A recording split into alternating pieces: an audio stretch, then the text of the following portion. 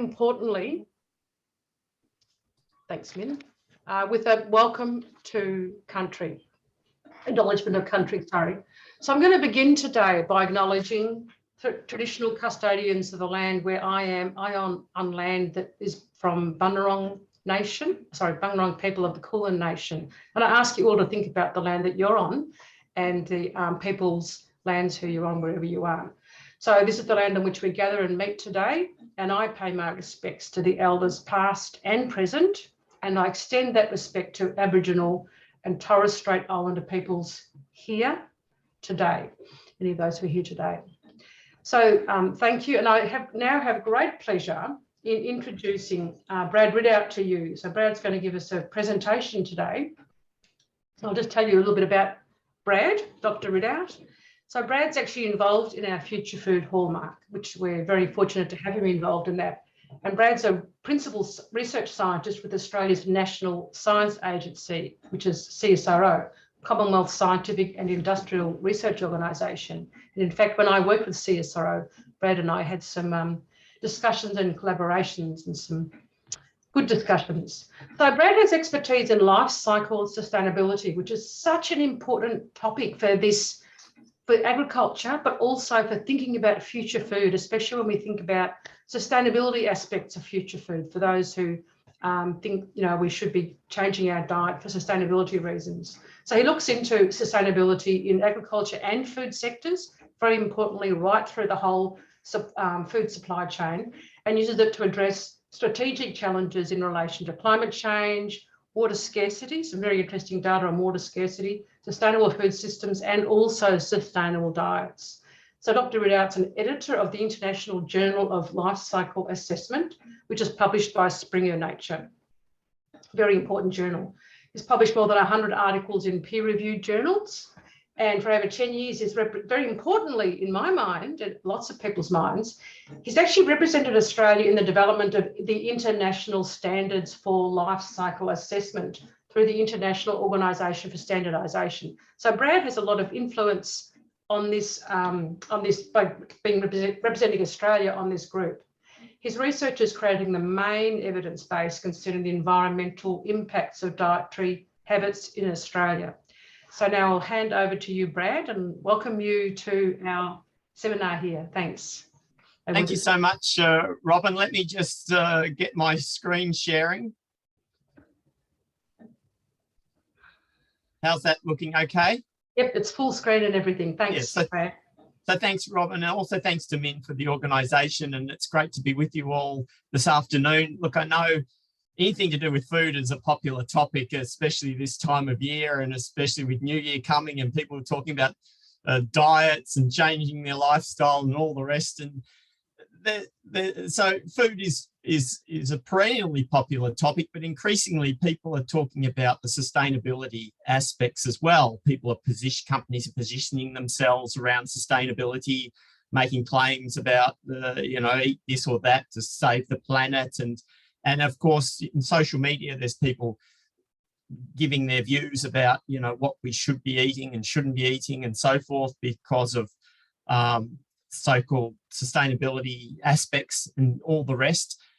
But it's an incredibly complex topic, and there's really not a lot of easy answers, and I'm going to elaborate that to you today. But fortunately, we've been working on this topic. As Robin introduced, my background is in the life cycle assessment, or the environmental side of sustainable diets, but all the work I've been doing has been done very closely with my colleagues here in the CSIRO and others who have the expertise in nutrition, which is incredibly important to bring those two aspects together, because we don't want sustainable diets that are unhealthy, and we want healthy diets, but preferably for them to be sustainable as well. So as I said, we've been working at this for probably about 10 years now, and we're gathering a sufficient evidence base so that there are some things that are becoming relatively clear. I mean, we're not at the end of the journey yet with all things known by any means, but I can share with you a bit of an update on where we're at today. Why are we not moving forward? Oh, here we go. But just to start with some disclosures. They're not so critical in the environmental research forums that I present at, but I know that they're very common when you're talking to people in health and nutrition. So I've undertaken food systems research relating to environmental issues for very many private sector organisations, the Pepsis and the Mars and all that sort of thing, for Australian government, federal and state agencies funded different projects over the years. And also those agricultural sectors like Dairy Australia, Meat and Livestock Australia. But, very transparent about where fundings come from at different times. It's a part of the way we have to work at CSIRO. We're not sort of so academic. We're trying to be impact oriented and working with the community, working with industry and with government to try and make sure that the research findings are used and things change in the world. But all the work that's been done has been all above board. And I just give you an example of conflict of interest statement where I just copied it from a recent article and emphasising that all the work that's been done, we've exercised freedom in designing the research, performing the analyses, making the decision to publish research results. This particular project was funded in part by Dairy Australia, also funded by CSIRO, but Dairy Australia had no role in undertaking the study. The decision to publish, before the contract was signed, it was agreed that the results would be published irrespective of what they were. And so it's, because our goal is to contribute robust evidence so that, we contribute to positive outcomes. So, as I already alluded to, this is incredibly complex problem. And there's, of course, some people out there saying, the answer's this or the answer's that. We know what the answer is. We just need to get on and shift everyone's behaviours or all the rest. Well, I don't think it's quite as simple as that at all.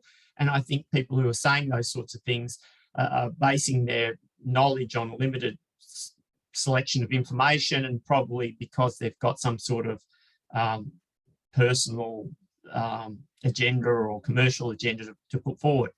I mean, on one side, you've got there, what is a healthy diet? And that's a complex question in its own right, because people look at diets around nutrients and the extent to which nutrient reference values are being achieved. People look around food groups and servings within food groups, as our Australian dietary guidelines are constructed. And just eating food groups doesn't necessarily ensure that you're obtaining the recommended nutrients. So someone like me, I should be eating 5 or 6 serves of vegetables, but the Australian dietary guidelines emphasise a variety of different types of vegetables. So just eating 5 serves of carrots or something is probably not going to do the trick. Other people look at epidemiological risk factors, which are correlations at the population level between eating certain foods and certain disease outcomes, which are usually very difficult to ascertain, because there are so many factors and lifestyle factors, and attributing any one outcome to any one particular food is very, very difficult, but people go down that path for sure. And when we look at individual nutrients, well, there's so many impact pathways.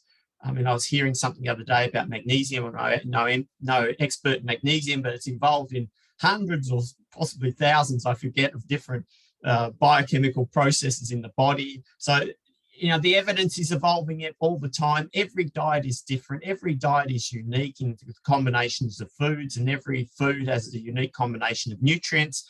So ultimately, if someone wants to say something about, this diet is healthier than that diet, it usually involves some sort of value judgments around what selection of criteria and indicators they're using. So overall comparisons are very, very difficult, which is one of the reasons why there's strict regulations about health claims. So that's just what is a healthy diet? That's one question.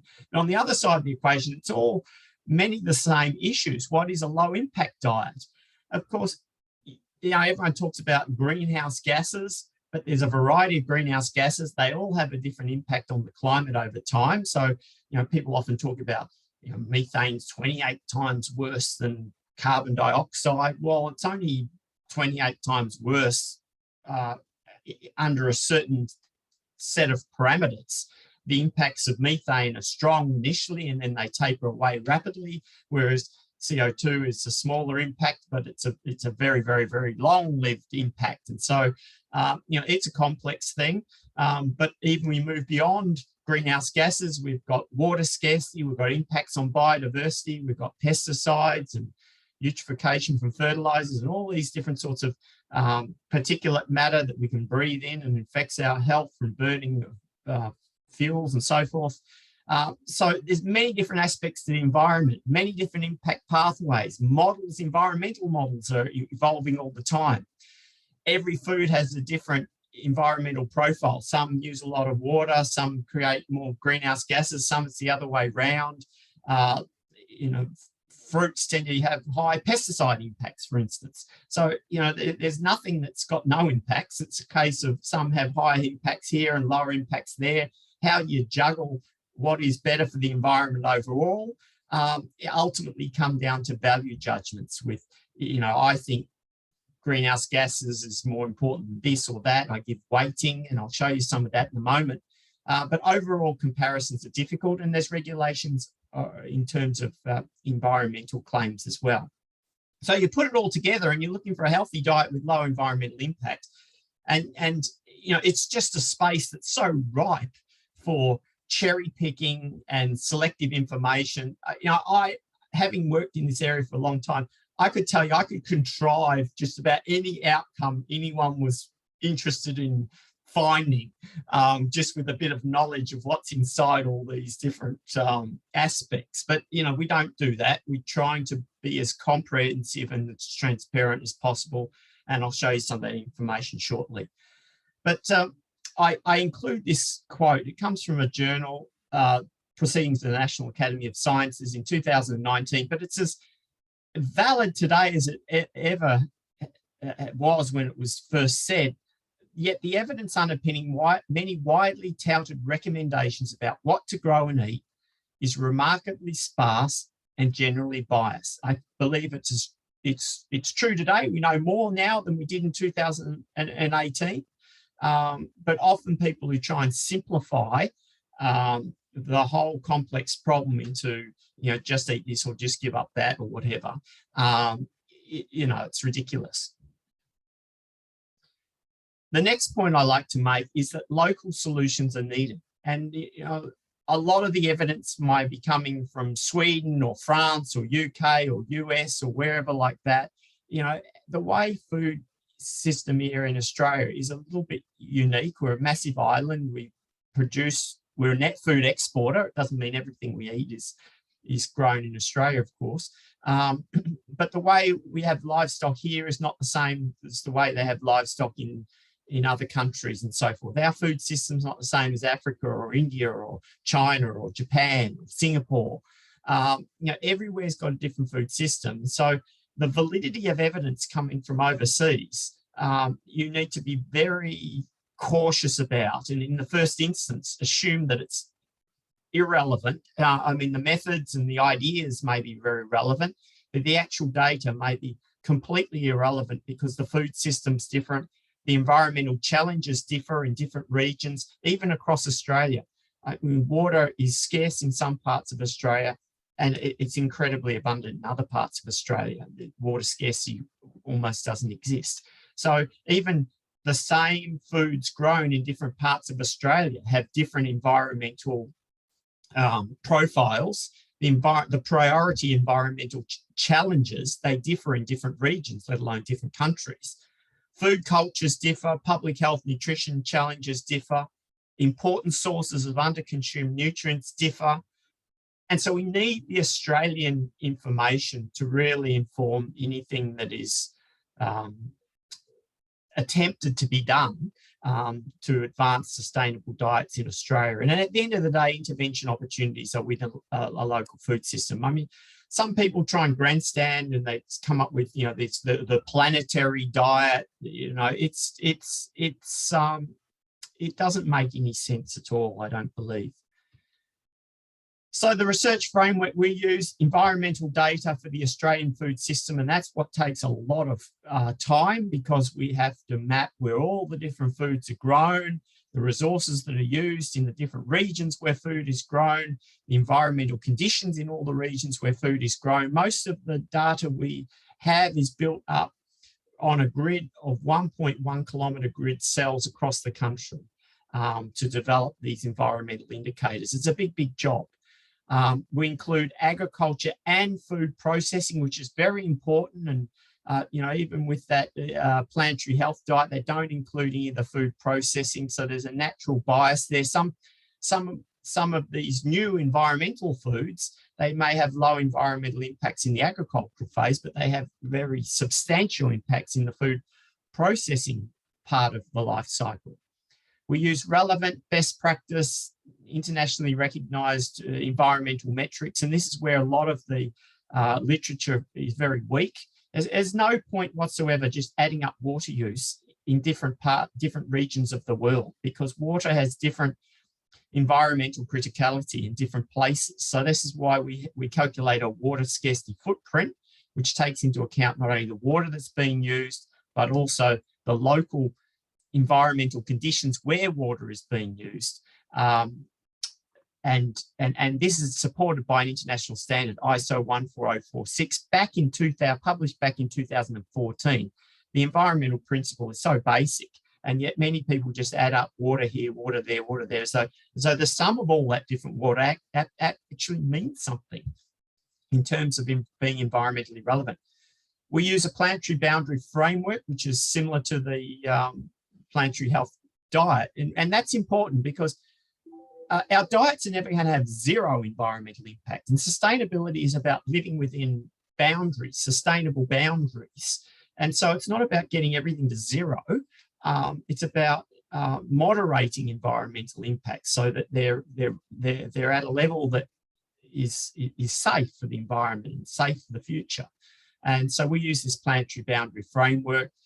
We use a whole of diet approach, which is also lacking in most of the sustainable diets literature. We don't just include core foods. So people who base their studies on agricultural commodities are just dealing with core foods. They forget the fact that 30 or more % of Australian dietary energy is coming from discretionary foods. Our whole dietary guidelines are based around this idea of the core healthy food groups, and then all these other foods which are supposed to be eaten occasionally in small quantities, but are eaten all the time in excessive quantities by most people, not everyone.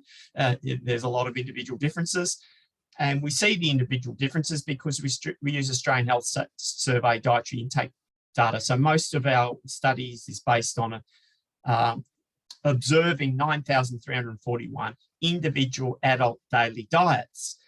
Because what is the average? It means nothing. We're interested in looking within the pool of diets that really exist in Australia that are realistic, because people actually eat that way, and let the data speak to us and tell us what sustainable diets look like, rather than imposing some sort of academic decision. What if I sat in my office and designed this diet, which probably no one would ever eat because it's irrelevant to everyone. It's just an academic exercise. So we let the data speak to us and tell us what diets in Australia that are healthier and more sustainable, what they actually look like. And we do that through the lens of the Australian Dietary Guidelines. So there's a lot in that, but for today, that's as much detail as I can share. And this is the reality of diets in Australia. And as you can see there, I've plotted the 9,341 diets on two parameters: cropland demand on the y-axis, a diet quality score, which relates to level of compliance with the Australian Dietary Guidelines. And as you can see, the diets are just so variable.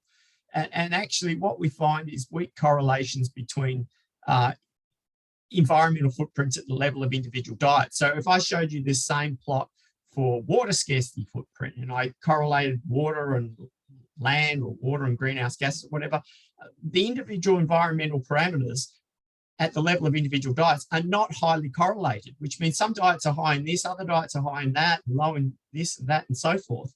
And it makes sense, because the food choices are so variable from individuals, and individual food, some score highly on the water, it's nuts and it's rice and it's summer fruits and things like that.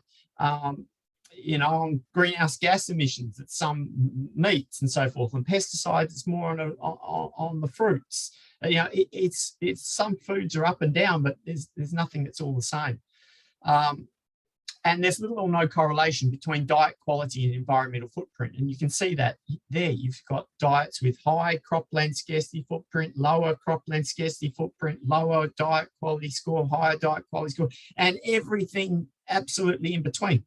So that in itself suggests it will be a real challenge to achieve multiple objectives concurrently. And that's what makes this such a difficult problem. If I just pick one environmental parameter, I can probably go a long way. But whenever you're trying to achieve many things at once, it's the same, not just here, but in anything in life. If you're trying to achieve many things at once, it's difficult to achieve progress all the time because they constrain one another, the possibilities. And so this is what we've done in one recent study. We've taken 3 environmental footprints. You can see there on your left, the climate footprint, water footprint, cropland footprint, and we've combined them together, and I'll explain how that was done in just a moment, into an environmental impact score. And then we've taken the dietary guidelines and calculated a diet quality score for 9,341 individual Australian diets. And then we've looked within the data for better diets with lower impact. And this is the way we created a model, because you could ask 10 different people, how much emphasis should you give to reducing the climate impact versus water scarcity impact versus cropland impact? You ask 10 people or 100 people, you probably get 10 different views or 100 different views. We've used this planetary boundary framework. So the current value for the climate footprint of the average Australian adult diet is 3.4 kilograms CO2 equivalent per person per day. Now, if we're going to be net zero, we need to achieve zero, which is a reduction of 100%. The current water scarcity footprint is 433 litres, equivalent to average level of water stress, litres equivalent per person per day. Now, based on some calculations of what the planetary boundary should be, that would need to come down to 217 litres per person per day. And ditto with cropland, 7.1, we need to reduce to 5.6.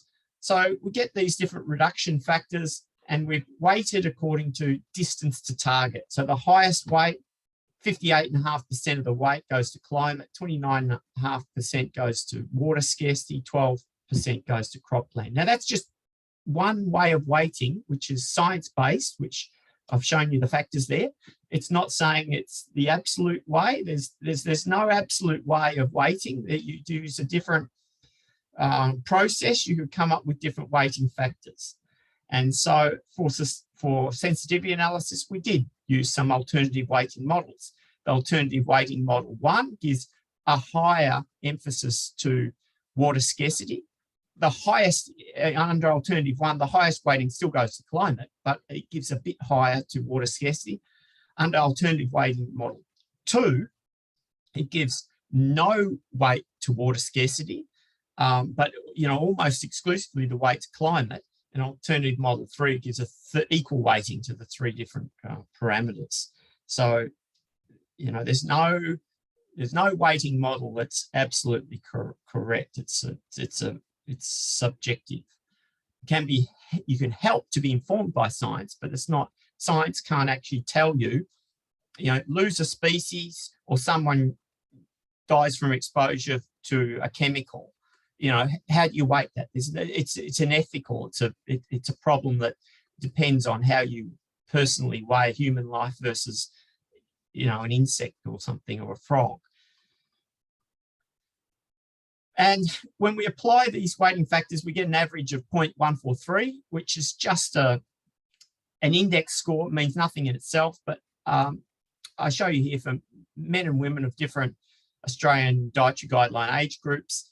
And what you can see there is that men tend to have a higher impact score than women, and older people have a lower impact score than those that are younger adults. And the reason for that is to do with the total dietary energy intake. And in fact, almost half the variation in environmental impact score is determined by total dietary energy intake.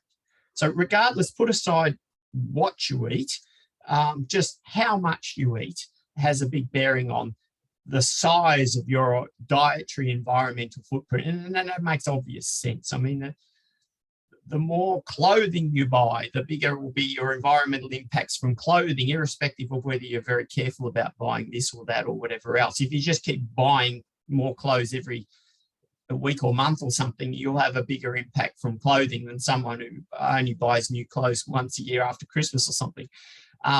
Same with food. Of course, some people need to eat more because they have higher dietary energy needs. They're athletes or they're digging trenches, but many of us are sitting in offices and don't need to eat quite so much. So just eating according to dietary energy needs would be the first thing that would be helpful before we get to fancy about changing what people eat. Of course, the two are related, because if you eat a lot of discretionary foods, of course, you'll almost inevitably end up consuming more dietary energy than you need because of the high energy content of those foods. But the simple point is made there that about half the variation in environmental impact is coming from just simply how much people eat. And where's the impact mainly coming from? I've just put two arrows there.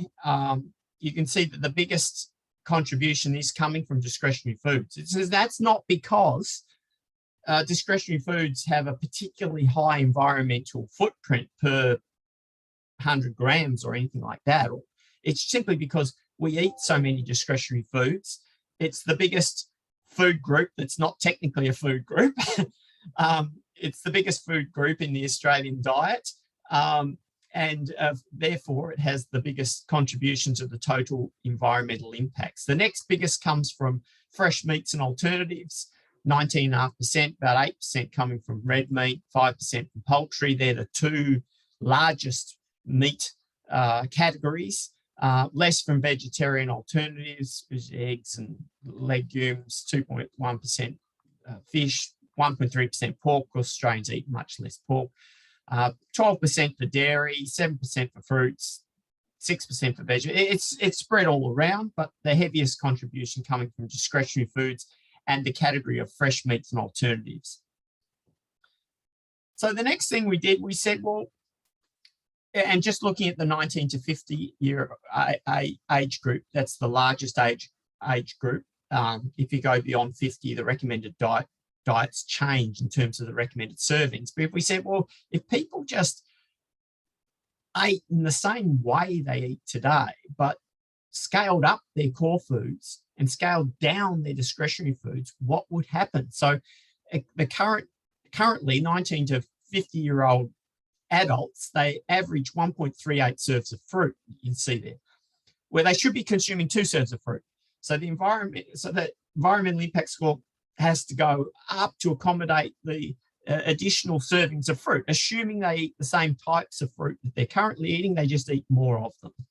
Same with vegetables, that's a big one. We're only consuming less than half the recommended intake of vegetables, according to the Australian Dietary Guidelines, so that scales up. Go down the page to discretionary food, third up from the bottom, 7.42 servings of discretionary food is the current average intake of 19 to 50-year-old adults, whereas it needs to be somewhere more like, it varies for men and women, but on average 2.75. And so you get an environmental saving there because you're consuming less discretionary foods, but overall, the overall environmental impact score actually turned out to be 6% higher. So marginally higher. If we just ate the way we do today, but shifted to eat the way the recommended diet with the recommended servings of fruits and vegetables and cutting back and moderating dramatically the discretionary foods, the environmental impacts would stay a bit about the same or potentially increase marginally. So that would be great news for people's health, but not great news for the environment. So we said, well, what can we do if people ate a better diet? They were more selective to choose lower impact fruits, lower impact vegetables, lower impact meats, and so forth. And this is where we undertook a quadrant analysis. We looked for the best diets in Australia, best adult diets, those that are healthier and lower environmental impact score. And we said, well, if Australians ate the dietary guidelines, but they ate according to the food choices of the 1/4 of Australian adults that are already showing the best results, what would happen? And the result is a reduction. That's very pleasing, but it's a reduction of about 15%. So it's important. I wouldn't dismiss it. Importantly, it still reflects a wide selection and variety of foods. But I think the important message here is that people who work in the field of nutrition and dietary guidance shouldn't get carried away by thinking that they're going to solve all the environmental problems of the world. Because realistically, every diet has an environmental footprint. Every diet has greenhouse gas emissions associated. And if you think the climate footprint should be zero, there's actually no one with a diet with a climate footprint of zero. And I'm not sure that it is even, in fact, I'm definitely sure it would not even be possible to go out to the shops and buy any sort of reasonable and diverse selection of foods which were climate neutral.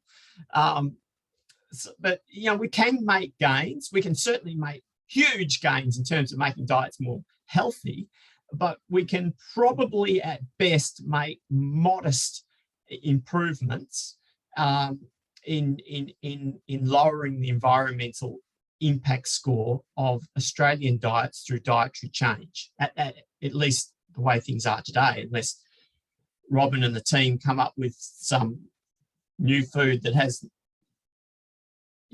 ticks all the boxes or something. So it's difficult to achieve multiple objectives simultaneously. The recommended diet, as I said, based on the best quadrant, had about 15% lower environmental impacts. No planetary boundary goals were met.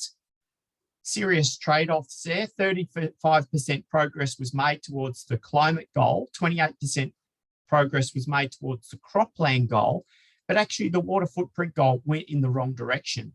And the more we try and lower dietary climate footprint, actually it pushes the water scarcity footprint in the opposite direction. So there's trade-offs. It's where we virtually always end up when we're talking about sustainability, is the problem of trade-offs. So two clear strategies that can be done without risk or any kind of weighting. Avoiding food waste. Something like, putting it in perspective. If we could get everyone in Australia eating the way the best 1/4 of Australians currently eat, we might be able to reduce the environmental footprint by 15%. But by some estimates, 30 or even 40% of food is wasted in the Australian food system. And that's wasting everything. But, all the trucking, all the water, all the greenhouse gases and everything, wasted. It's not possible to reduce food waste to zero. That's probably not practical. But if we could reduce food waste substantially, that is a far bigger opportunity than tinkering with diets.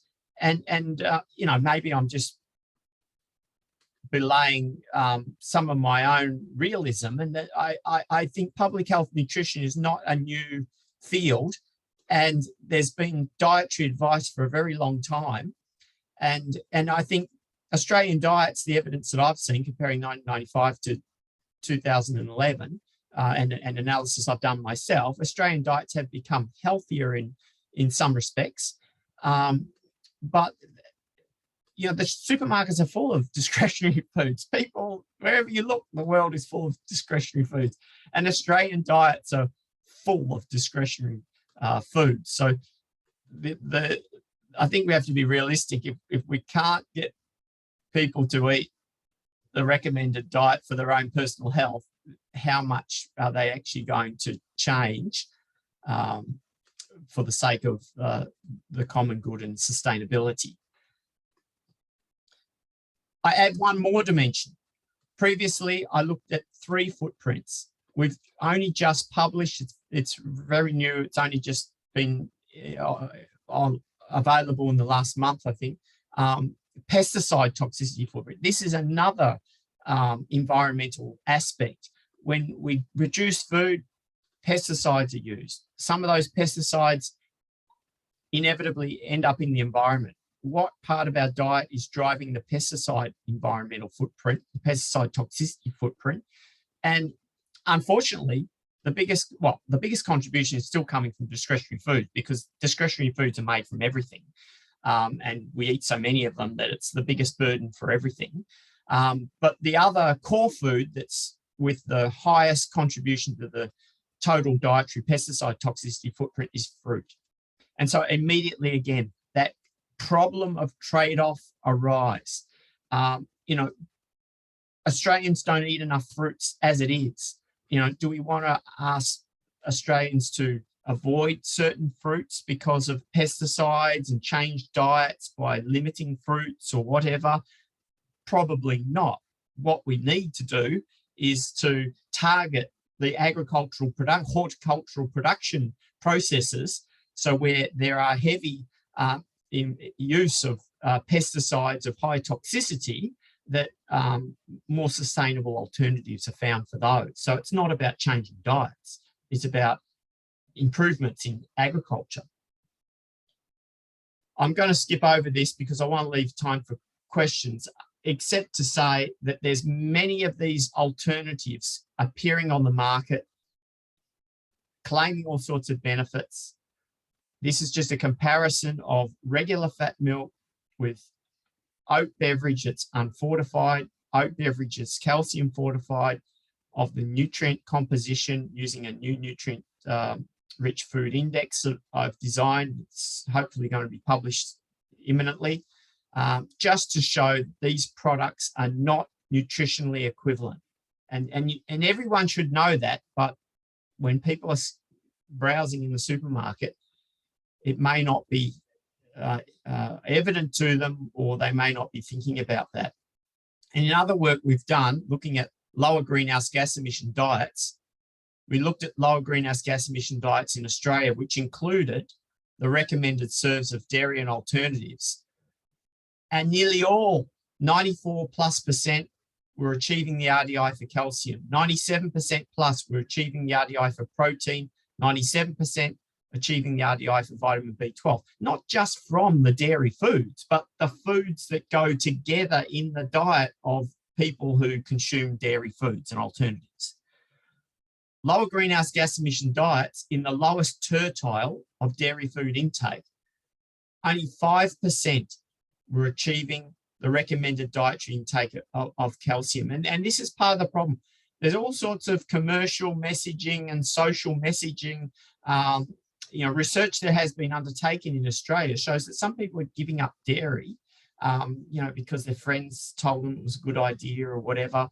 And of course, there's some people who have an intolerance. But some people who give up dairy are generally not getting the equivalent number of serves of dairy alternatives. And the alternatives they're obtaining don't have the same nutrient density as the dairy they're avoiding. And they're not making up for those lost nutrients through other forms of meal planning. So some of this development of sustainable diets has the potential to go have very negative unintended consequences if we're not careful, because some of these foods that are alternatives are not entirely equivalent, nor far from entirely equivalent.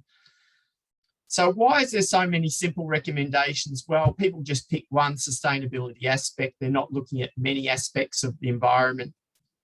They often don't look at they deal with averages. They don't look at the variation in diets within a population and let the data speak to them about what real diets that are actually out there. They make sense because people choose them.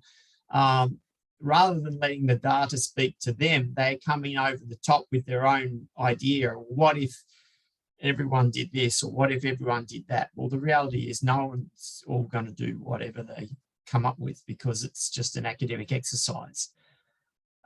Some of these proposals to lower environmental impacts through dietary change, they're not even nutritionally complete. I wrote a letter to one of the journals that was published. The crazy concept where they were taking out all livestock products, even eggs, I think, from memory, and substituting it with bread.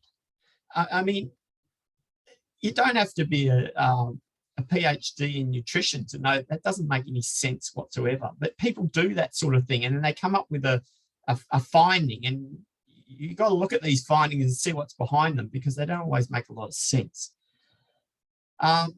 I already mentioned the fact that a lot of the heavy lifting has to be done in the agricultural production stage of the food system. Yes, we can achieve a lot healthier diets by choosing our foods more carefully. Yes, we can lower our environmental impacts by choosing foods carefully, but only lower those environmental impacts to a relatively small degree. Yet the potential for environmental improvement in the food production side of the equation is immense. And this is just two examples from work I've had the opportunity to do in the past. Victorian Milk, looking at different farms, they had a water footprint per litre of milk that ranged from 0.7 to over 250. I think it's like a 350-fold variation. Fresh tomatoes for Sydney market, water footprint ranged from 50 down to 5. And CSIRO is working on these seaweed that you can feed to cattle. Reduces environment, in trials, it's reduced the methane emissions up to 98%. And that's not probably likely when you actually deploy it in industry, but expert views, expert opinions suggest that it may be realistically possible to reduce methane emissions by 80%. It's massive compared to the 5 or 10 or 15% that might be possible by tweaking diets, and people don't stick to things anyway. They might do something for a day or a week or a month. But the innovation potential in food production is enormous, and that's what's partly so exciting about the Hallmark research initiative, because with innovation, so many things could be possible. If you just Google me, you'll find all different articles that back up all the data that I've presented today.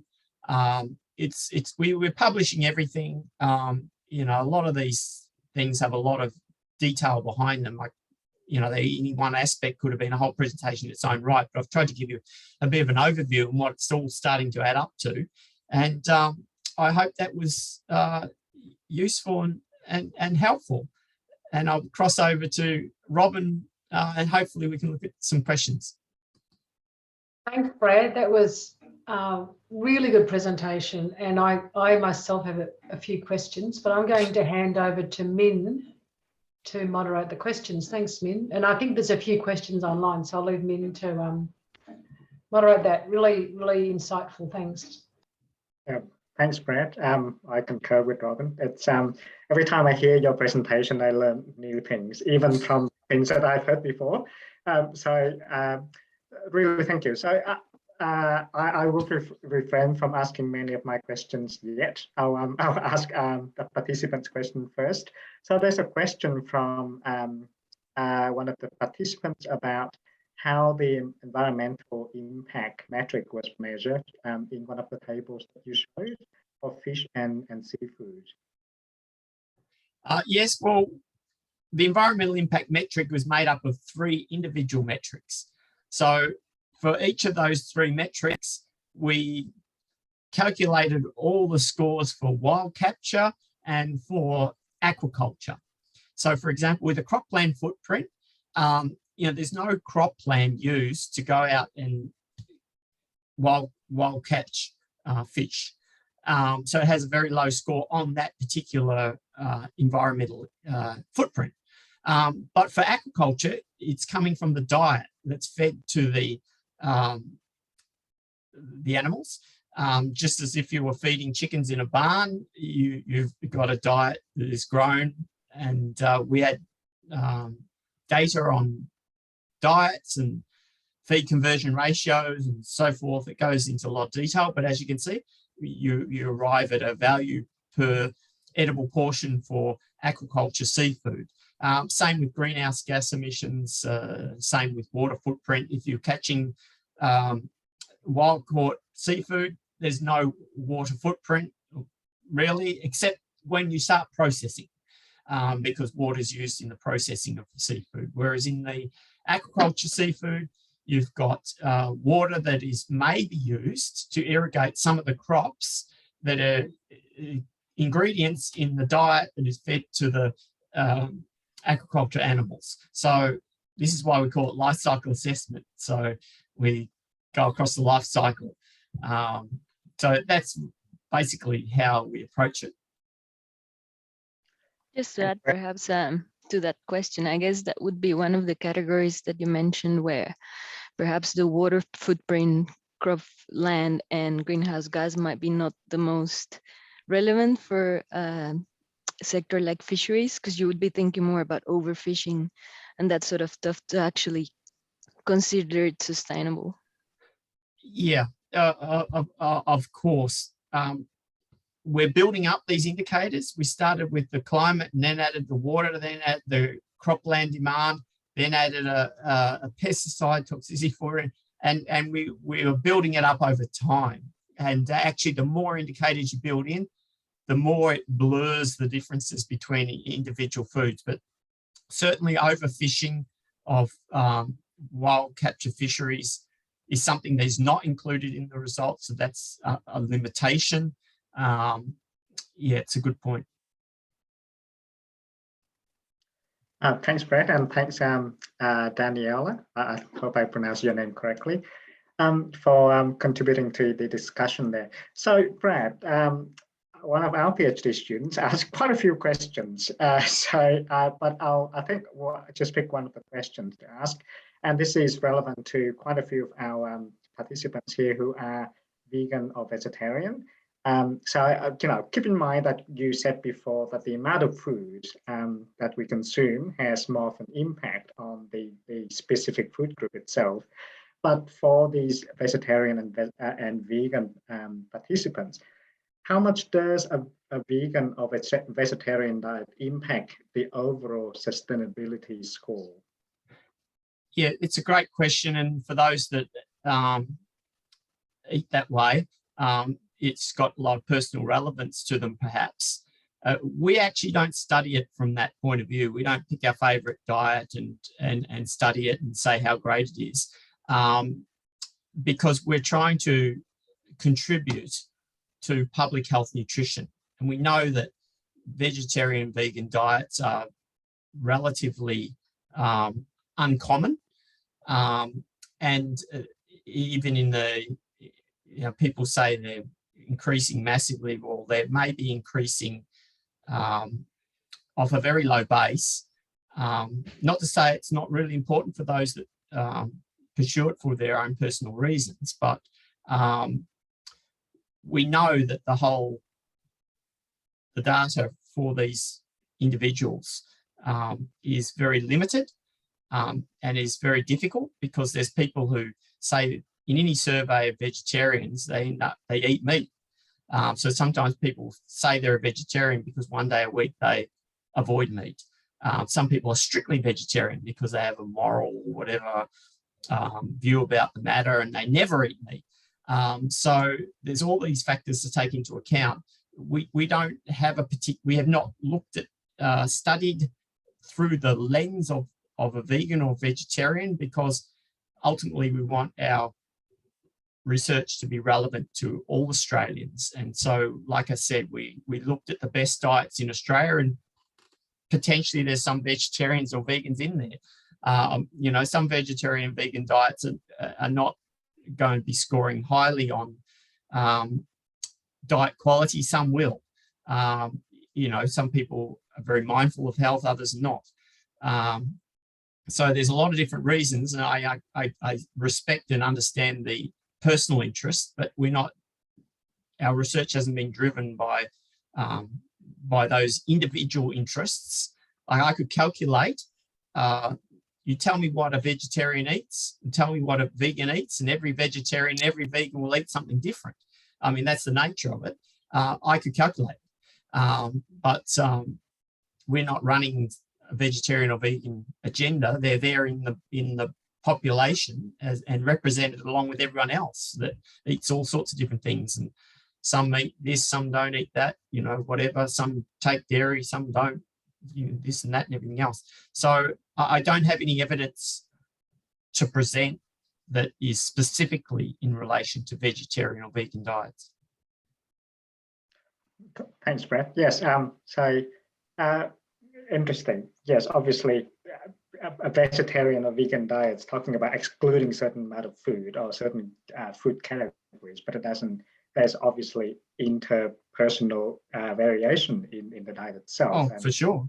Yes, and your approach is from a population approach, not from an individual approach. Exactly. I could calculate those things, but we would have to know something about the population of vegetarians. And like I say, from the dietary intake data, there are people who say one thing, but when you look at the food that they consumed, it doesn't necessarily agree with a pure conception of that category. And then again, there's people who don't consider themselves vegetarians who may not eat meat on a particular day, because not everyone eats everything every day. That's why I say these are not habitual diets. They are individual daily diets. They're examples of what an Australian adult ate on a day, coming across all seasons of the year and days of the week and so forth. Because some people eat differently on Fridays and weekends than they do during the week. You know, they go out, they go to restaurants, or, you know, they relax and they indulge or whatever. You know, it's all different. Yeah. Thanks, Brad. Robin's got her hand up, so I'll ask Robin to ask her question next. I'll ask mine very quickly, Brad, because what another great question there. I know that often vegetarians and vegans eat more what I'll call pulses or chickpeas. Where do they fit under vegetables, Brad? No, but they can. Of course, when you talk about the way people consume them, they may be consumed as a vegetable, but they're categorized in this system as a vegetarian alternative, because they're bundled in with the protein-rich meat, and alternatives is protein-rich food. So it includes those legumes and it includes eggs, for instance. So also another feature of our work is that we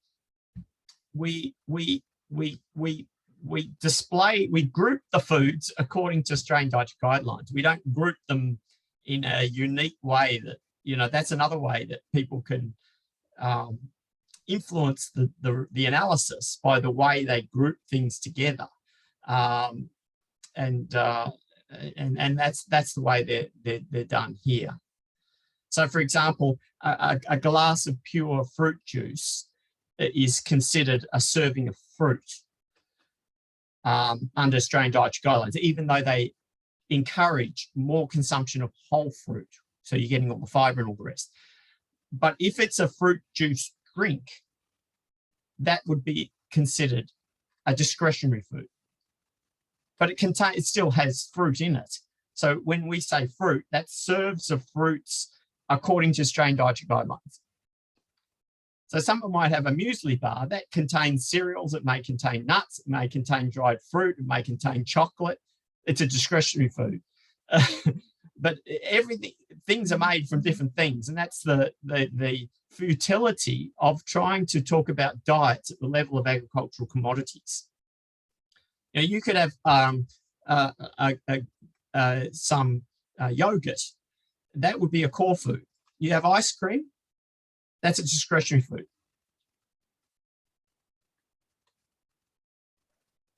Thanks, Brad. Yeah. So we've got very little time left and quite a few questions. so I do have to apologize to our participants that we won't be able to go through all of your questions. I think with 1 minute left, I'd like to have a personal, perhaps, informed assessment from you. So obviously what you've talked about today is that to achieve that sustainable diet, there's so many metrics, there's so many dimensions involved, and there's so many methods of assessing these metrics even. So is there an overall global framework that we as a country are committed to? And how are we tracking as a country compared to other countries, equivalent OECD countries? In terms of global frameworks, there's a global framework for environmental assessment. It's called life cycle assessment. In terms of a global framework for sustainable diets, I'm not sure that any such thing exists. Although there's the UN Food System Summit, and it was a really big thing, and I believe there was some requests for countries to sign up to certain goals. I'm not sure. I haven't followed it closely enough because, it's a big enough job just dealing with Australia, and I don't have grants or funds from CSIRO to study diets of the whole world. And I think you can only study diets of the whole world in such a simplified way. It doesn't mean anything anyway. So we've been focusing on the high quality data for Australia. There's certain principles of sustainable diets. But I don't believe there's anything that's official. I don't think there's anything official that I'm actually aware of, but yeah. So thanks, Brad. So, okay, I think quite a few people ask me this question. Is my diet sustainable? Is it fair to say that it's hard to know? Yeah, if there's one message people could take away, it's perhaps that focus on eating a healthy diet. You can achieve so much there, and you'll gain all the personal benefits. I wouldn't let sustainability, of course, some people have an ethical dimension to their food choices, and that's perfectly fine, and that's to be respected. But eating a certain way to lower environmental impacts is very complex because there's no food that's got zero impacts.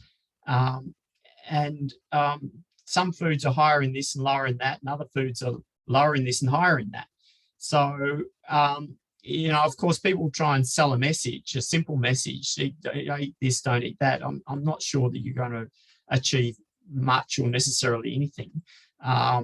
Be more concerned about eating a healthy diet, I would say. And Brad, I think what it came through for me strongly, which I've certainly talked about before, is how important for those of us who are researching this area for agriculture and food, how important it is to also look at waste. Oh, definitely. Yeah. Oh, well, we are 2 minutes over time. So thanks, Brad, so much for your time to come and talk to us today. And thanks, Robin, for sharing. And thank you, all of the participants. And as Brad said, he's happy to take questions from you by private email. So I will leave that to you and Brad.